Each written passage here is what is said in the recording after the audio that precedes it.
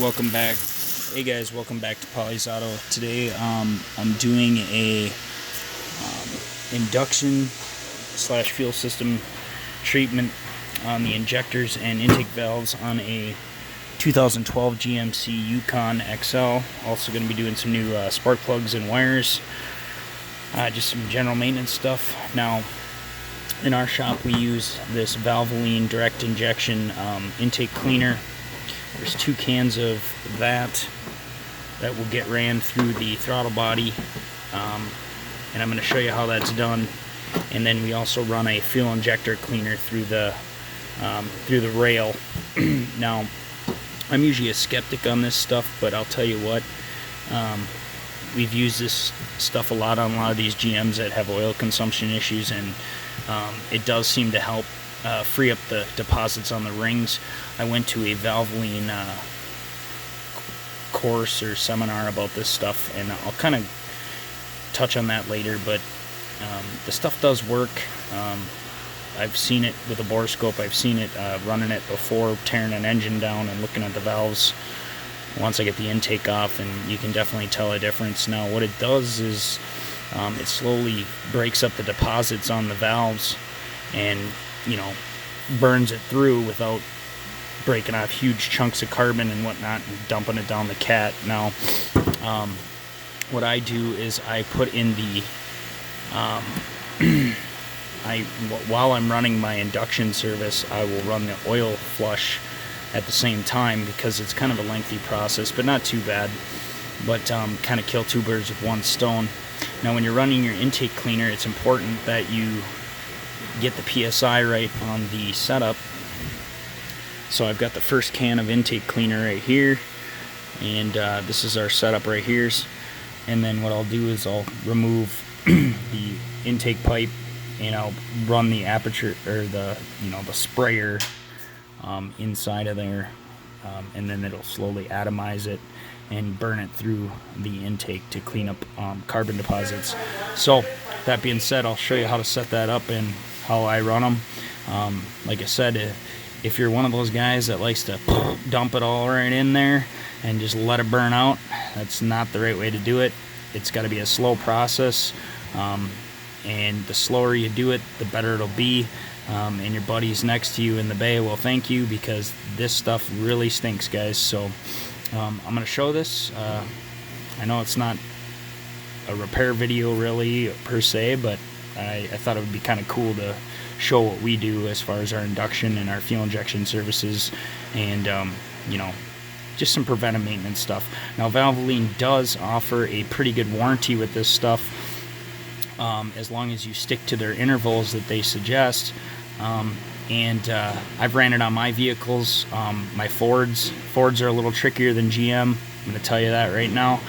But yeah, so with that being said, let's get right into it, and I'll get this set up for the first part of the service.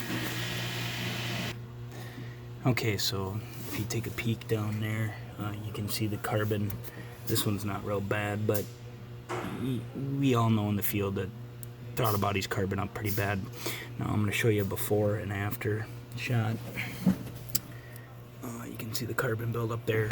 This will do a pretty good job of getting all that. I probably won't even have to clean this throttle body other than just wipe it out.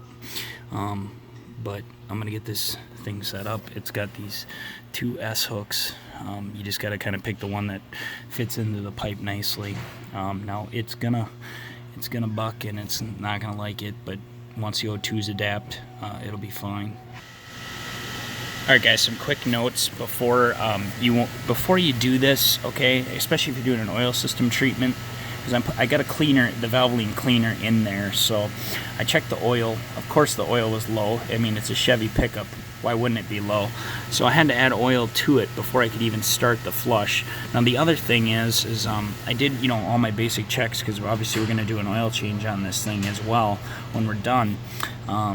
You can see that I've got the sprayer in there. Now that sprayer end will spray at about 70 psi, and it'll atomize this intake cleaner, and it adds and it induces it nice and slow. Now if you look at the thing, the device that introduces it into the system. We've got a relief valve here, and then we've got our actual sight glass for what's going in, and then this is to open it up. Now there's a regulator here. You'll have to dial this in to 70 psi on this gauge here, and then you know, that's usually what I run them at, is about 70 psi through the intake. Of course, I've got shop air hooked up already. Now what I do is I get my hose hooked up, I got my fan running, and I'll start the engine. I'll let it warm up, kind of get used to the fact that it's got a, you know, an unmetered leak after the mass airflow here. Now if you do run into an issue where you can't run it, you'll have to disconnect mass airflow to run it, you know, to run it in there. I'm showing you a very easy one to do, but you know, this is the 5.3. So anyways, you know, this isn't going to stop all their issues too, and that's another thing. This will help, but you know, I'll kind of get into that. Maybe I'll make a part 2 to this, kind of explaining this Valvoline stuff, because I am at work and I have to be, you know, on the hustle here. So, but anyways, I'm going to start this up, and I'm going to start introducing this stuff into the system and let it start cleaning up the intake, the valve, the throttle body, and the, you know, the valves and stuff. So, all right, let's fire it up. All right, she's stabilized. Let's go ahead and open her up. You can see I'm low, so I'm gonna bring it up,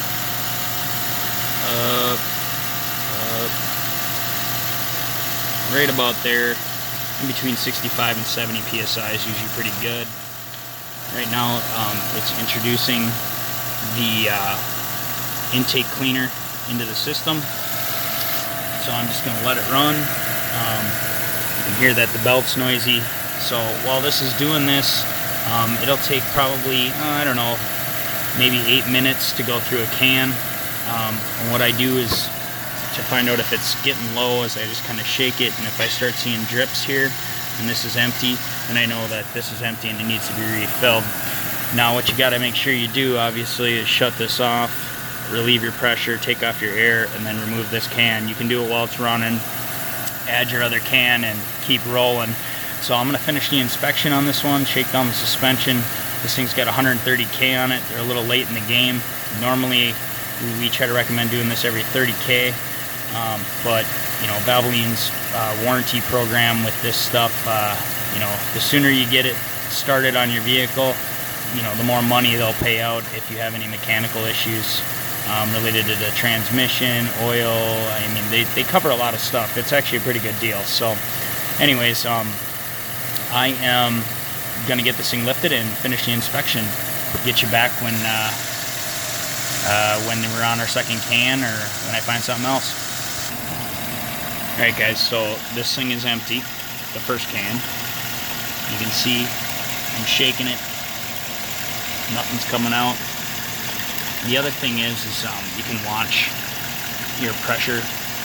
It'll kind of dip down a little bit lower than what you had it set at, but obviously we're ready for another can, so we'll shut this off, loosen this up, disconnect our air. And it's always good to run them a little longer, just because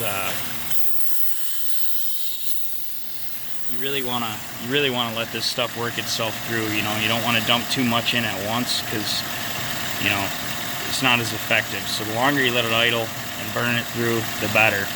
So we're gonna get another can on this, and then we'll get you a shot when that one's done, and then I'll show you how to hook up the fuel injection side and how that's done.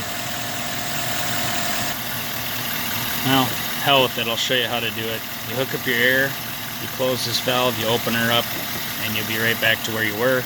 I haven't even shut the vehicle off, so pretty straightforward. You know, one of the other things, guys, that I forgot to mention is when you put this sprayer in these throttle bodies, I always try to stay to the top side of them. That way they're not interfering with the throttle blade movement. And whenever you're doing an induction service, it's just good habit. Don't be revving the engine. Don't be running it at high RPMs. There's no need for all that. Just let it idle, and let the solution do its work. Okay. There's no need to run it up to 3,000 RPMs and get all crazy with it. So there's that. I just wanted to add that before I hook up the injector service. So.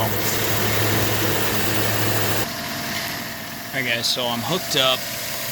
Basically you're just going to hook into your fuel line, and anyone who's done a fuel injection service knows how this rolls. It's pretty straightforward, but for those of you who don't know, you're going to disconnect your fuel rail on these Chevys. You're going to hook in. Now it's important that you disable your fuel pump, and the days of disabling your fuel pump by pulling a fuse, you got to be careful because these have fuel pump flow control modules, and you got to disable that. So you're going to go on your wiring you're going to go on your fuse block panel here, and you're going to see a fuse that says fuse 20 fuel pump 25 amp. Well, fuse 20 doesn't exist. The one you're after is fuse 21 for the FSCM 25 amp. You can see the fuse is laying right there. That baby goes in right back there, right where that empty spot is, right there. So you're going to disconnect that.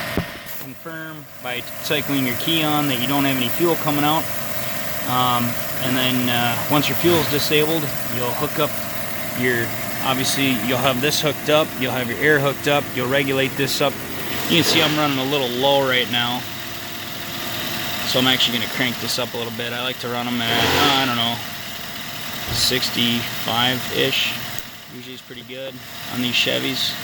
So you run them at 65, open your flow, and now she's running straight on the Valvoline injection cleaner.